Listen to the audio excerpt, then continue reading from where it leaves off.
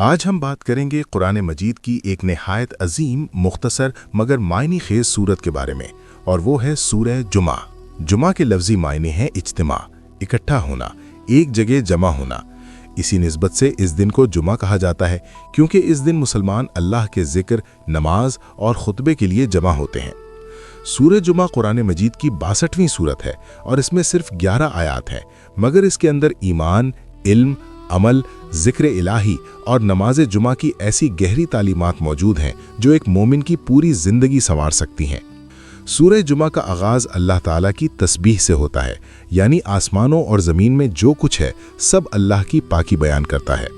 اس کے بعد اللہ تعالیٰ اپنے رسول اکرم صلی اللہ علیہ وآلہ وسلم کا ذکر فرماتا ہے کہ اللہ نے انہی لوگوں میں انہی میں سے ایک رسول بھیجا جو ان پر اس کی آیات کی تلاوت کرتے ہیں، ان کا تزکیہ کرتے ہیں اور انہیں کتاب و حکمت کی تعلیم دیتے ہیں۔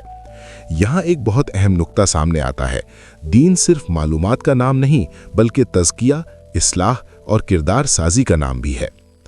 پھر سورت میں ایک نہایت اثر انگیز مثال دی گئی ہے۔ ان لوگوں کی مثال جو کتاب رکھتے ہوں مگر اس پر عمل نہ کریں، اس گدھے کی طرح ہے جو صرف کتابوں کا بوجھ اٹھائے ہوئے ہو۔ اس مثال میں ہم سب کے لیے بڑا سبق ہے۔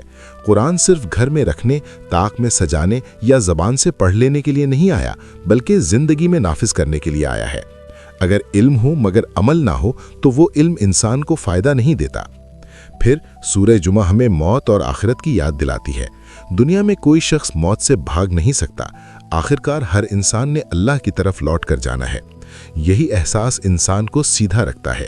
جو شخص آخرت کو یاد رکھتا ہے وہ دنیا کی وقتی چمک دمک میں کھو نہیں جاتا۔ اور پھر اس سورت کا سب سے معروف حصہ آتا ہے نماز جمعہ کا حکم۔ اللہ تعالیٰ فرماتا ہے کہ جب جمعہ کے دن نماز کے لیے اذان دی جائے تو اللہ کے ذکر کی طرف دوڑو اور خرید و فروخت چھوڑ دو۔ یہ آیت ہمیں بتاتی ہے کہ رزق دینے والا اصل میں اللہ ہے۔ تجارت، کاروبار، دکان، بازار، نوکری، دنیا کے کام سب اپنی جگہ، مگر جب اللہ پکارے تو سب کچھ چھوڑ کر اس کے در پر حاضر ہونا مومن کی شان ہے۔ نماز کے بعد قرآن یہ بھی سکھاتا ہے کہ پھر زمین میں پھیل جاؤ اور اللہ کا فضل تلاش کرو، یعنی اسلام دنیا چھوڑنے کا دین نہیں بلکہ توازن کا دین ہے۔ پہلے اللہ کا حق ادا کرو، پھر رزق تلاش کرو۔ اسی لیے سورہ جمعہ عبادت اور دنیا کے درمیان ایک حسین توازن قائم کرتی ہے۔ اب بات کرتے ہیں سورہ جمعہ کے خواص، فضیلت اور برکات کی۔ اہل علم اور مفسرین نے لکھا ہے کہ یہ سورت انسان کے دل میں ذکر الہی کی عظمت پیدا کرتی ہے۔ جو شخص سورہ جمعہ کو سمجھ کر پڑھتا ہے اس کے دل میں نماز جمعہ کی اہمیت بڑھتی ہے، دین کے ساتھ وابستگی مضبوط ہوتی ہے اور علم پر عمل کی فکر پیدا ہوتی ہے۔ بعض روایات میں یہ بھی آیا ہے کہ سورہ جمعہ کی تلاوت شیطانی وسوسوں سے حفاظت اور قلبی سکون کا سبب بنتی ہے، خاص طور پر جب اسے جمعے کے دن اور جمعرات کی رات اہتمام سے پڑھا جائے۔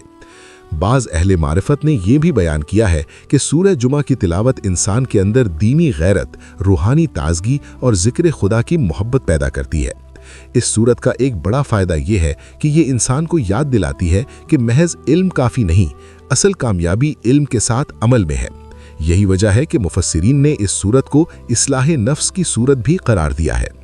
اب سوال یہ پیدا ہوتا ہے کہ سورہ جمعہ کے وظائف کیا ہے؟ سب سے پہلا اور بہترین وظیفہ یہی ہے کہ اس سورت کو جمعے کے دن سمجھ کر پڑھا جائے۔ جمعرات کی رات اور جمعے کے دن اس کی تلاوت ایک بابرکت عمل سمجھی گئی ہے۔ نماز جمعہ یا ظہر جمعہ میں سورہ جمعہ کی قرات بھی بڑی فضیلت رکھتی ہے۔ بعض روایات میں سورہ جمعہ کے ساتھ سورہ منافقون یا سورہ اعلیٰ پڑھنے کا بھی ذکر ملتا ہے۔ لیکن یہاں ایک بہت اہم بات یاد رکھنی چاہیے، قرآن کو صرف تعویذی یا جادوئی انداز میں نہ لیا جائے۔ اس کی اصل برکت اس وقت ظاہر ہوتی ہے جب انسان اسے پڑھے بھی، سمجھے بھی اور اس پر عمل بھی کرے۔ سورہ جمعہ ہمیں یہ سکھاتی ہے کہ ایک مومن کی زندگی میں 3 چیزیں بہت ضروری ہے: اللہ کا ذکر، رسول کی تعلیم اور علم کے ساتھ عمل۔ اگر یہ تینوں چیزیں جمع ہو جائیں تو انسان کی دنیا بھی سنور جاتی ہے اور آخرت بھی۔ آج کی دور میں جب انسان کاروبار، مصروفیات، موبائل اور دنیاوی دوڑ میں الجھا ہوا ہے، سورہ جمعہ پھر سے ہمیں پکارتی ہے۔ جب اللہ بلائے تو اس کی طرف لپکو، جب قرآن نصیحت کرے تو دل کھولو، اور جب علم مل جائے تو عمل سے اسے زندہ کرو۔ اللہ تعالی ہمیں سورہ جمعہ کو سمجھنے، اس پر عمل کرنے، نماز جمعہ کی قدر کرنے اور اپنے دلوں کو ذکر الہی سے آباد کرنے کی توفیق عطا فرمائے۔